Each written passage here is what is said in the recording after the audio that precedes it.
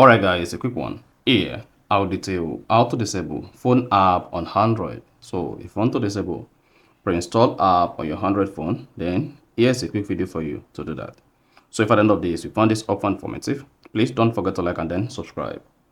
Phone apps are pre-installed application, that is the application that were installed on your phone before you got them. So this is usually done by the manufacturer.